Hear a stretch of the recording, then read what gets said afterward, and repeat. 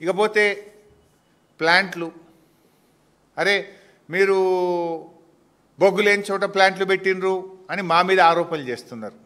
సరే, మేము ఎందుకు పెట్టినామో తప్పకుండా నేను సమాధానం చెప్తా. ఇవాళ అసలు ఈ ప్లాంట్లు బొగ్గు లేని చోట పెట్టిందే కాంగ్రెస్ పార్టీ కదా. ఏ బొగ్గున్నదని విజయవాడ థర్మల్ పవర్ స్టేషన్ కట్టింది కాంగ్రెస్ పార్టీ. ఏ బొగ్గున్నదని రాయలసీమ థర్మల్ పవర్ స్టేషన్ కట్టింది కాంగ్రెస్ పార్టీ. ఏ బొగ్గున్నదని కృష్ణపట్నంలో థర్మల్ పవర్ స్టేషన్ కట్టింది కాంగ్రెస్ పార్టీ. ఇలా RTPP Rayalaseema thermal power station 1200 కిలోమీటర్లు ఉంటుంది. మరి ఆడ ఏ బొగ్గున్నదని కట్టిండ్రు అన్నాడు కాంగ్రెస్ పార్టీ. విజయవాడలో ఏముందని కట్టిండ్రు, కృష్ణపట్నంలో బొగ్గు ఉందని కట్టిండ్రా. మీరు మాట్లాడేటప్పుడు మీ గత చరిత్ర చూసుకొని మాట్లాడండి. ఇవాళ ప్రపంచవ్యాప్తంగా కూడా ఒక బ్యాలెన్స్ ఉండాలి. రేపు ప్రకృతి వైపరీత్యాలు వచ్చినా, భూకంపాలు వచ్చినా అన్ని థర్మల్ స్టేషన్స్ ఒక దగ్గర ఉన్నాయనుకో, ఏదైనా తేడా వస్తే రాష్ట్రం మొత్తం అంధకారం కాదా. ఒక బ్యాలెన్స్ ఉండాలి అని ఆలోచించింది. ముఖ్యంగా fly ash is a big issue. Fly ash consumption లేకపోతే అది పెద్ద ఎన్విరాన్మెంటల్ ఇష్యూగా మారుతుంది. ఫ్లై యాష్ని ఎవరు వాడతారు? సిమెంట్ ఫ్యాక్టరీలు వాడతాయి.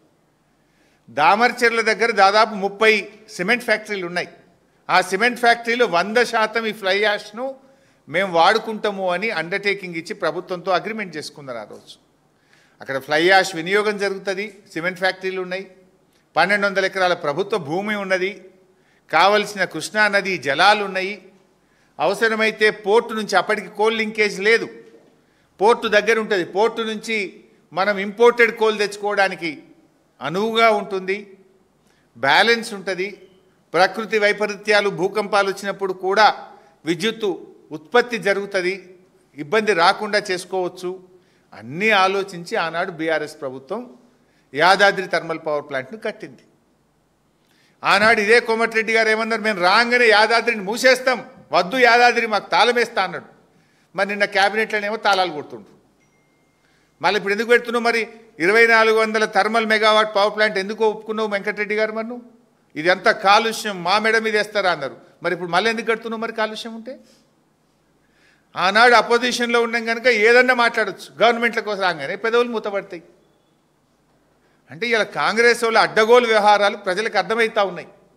వీళ్ళ తప్పుడు కూతలు, తప్పుడు విధానాలు, ప్రతిపక్షంలో ఒక మాట, అధికారంలో ఒక మాట, వీళ్ళ విధానాలన్నీ కూడా ఈరోజు ప్రజలు అర్థం చేసుకుంటూ ఉన్నారు.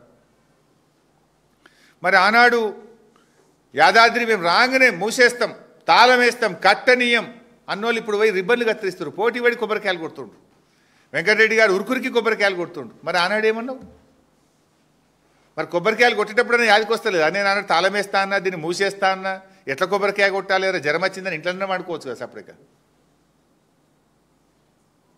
అంటే గంత నిస్సిగ్గుగా వ్యవహరిస్తూ ఉంది కాంగ్రెస్ పార్టీ.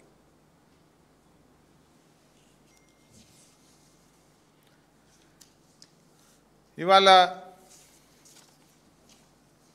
గ్రీన్ పాలసీ ఇందాక నేను చెప్పిన, ఇందాక మక్తల్ది కూడా చూడండి.